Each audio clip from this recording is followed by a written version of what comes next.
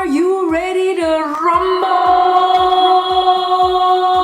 In the right corner, weighing in at 98.6 kgs, we have the Kinkyhair, the world champion that has never been defeated by the comb or the brush, breaking them in half when push comes to shove. Round of applause, please.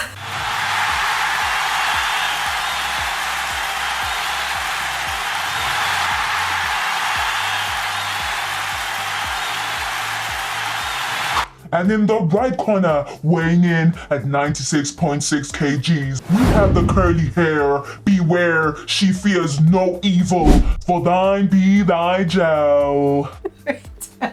Wait. Whew, okay. Those ringlets pack a punch. And she's not going down without a fight. Round of applause, please.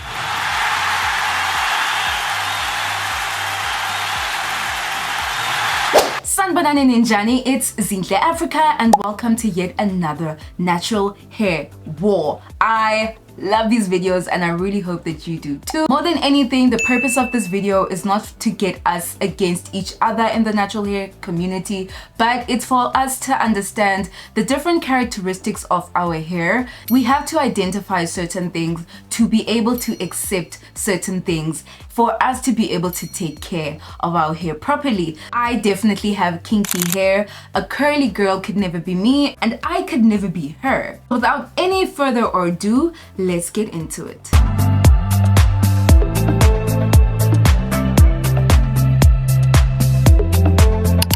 So the first characteristic and the most obvious is that of our hair types. Certain hair types fall under kinky hair and other hair types fall under curly hair. With the kinky hair types, they have more of a zigzag pattern, and with curly hair, it's more of an S shape, you know, more of a curvy shape than anything else. Secondly, we have shrinkage. Kinky hair shrinks like nobody's business. Like nobody on this earth can compete with kinky hair when it comes to shrinkage. And curly hair definitely does shrink, but not as much as kinky hair. Okay, period. So when it comes to wash days, kinky hair is washed a lot less than everyone else. Depending on who you are, a lot of people wash their hair once a month and that works for them. Some don't even do once a month, every few months. And some will wash their hair twice a month. Whereas with curly hair, it's so often. It's really so often. It's either weekly or twice a week. And then when it comes to time, kinky hair tends to take a lot more time than everyone else on the whole planet. This could mean hours and hours of detangling, washing, styling, and sometimes it can span over days. Whereas with curly hair, everything's just so easy, darling, and just effortless. You know, certain things will take a few hours, maybe at most. You know, no matter how long or how short the hair, like it's a breeze. It doesn't take that long, really, it doesn't. You know, you can detangle in the shower and like you're not wasting water. Whereas me personally, as a kinky hair girl, if I detangle in the shower, I'm going to be there for 3 hours. I can't detangle in the shower, you know. But hey, I'm 4Z, so that's just me. For the most part, when it comes to time, it's the kinky hair that will take the most time, that is more time consuming than everyone else. So this leads us to techniques. There are certain things that with kinky hair, if you do not follow certain guidelines, you will suffer the consequences. You know, simple things like sections. You know, if you do not section your hair correctly and you do everything all at once in your hair, you're gonna go through a lot. It's gonna be difficult for you. I'm sorry. Whereas with curly hair, sometimes you can section, sometimes, you know, some things are optional. Whether you section or not, you know, things might still work out for you. But you know, this is a controversial video. I know. But for the most part, kinky hair, there are certain things that will make your life a whole lot easier.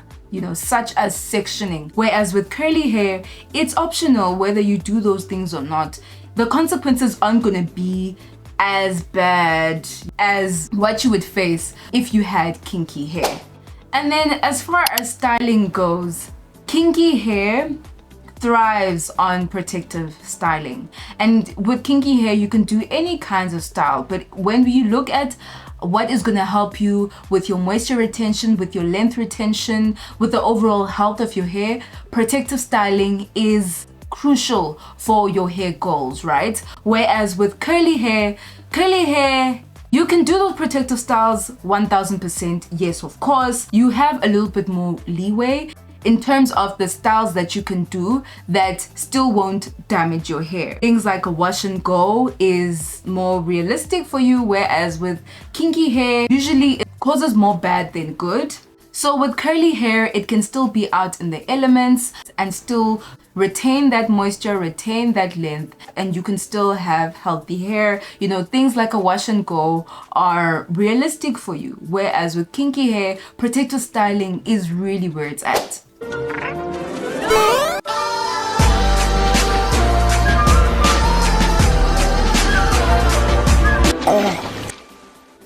So for my final thoughts on kinky hair versus curly hair, you are given what God has given you and you have to embrace it. A lot of people choose to complain about the hair type that they have, but honestly, once you have identified who and what your hair is, and you make an effort in researching and making sure that you know how to take care of it, everything after that is such a breeze. You know, don't force your hair to be something that it's not. And of course, there are other components that come into play when it comes to, you know, how you take care of your hair, and there's so many deciding factors when it comes to what your hair is and how you take care of it. So hair types is just the beginning of understanding your hair. At the end of the day, when it comes to your natural hair journey, it really is specialized to you specifically, who you are as an individual, because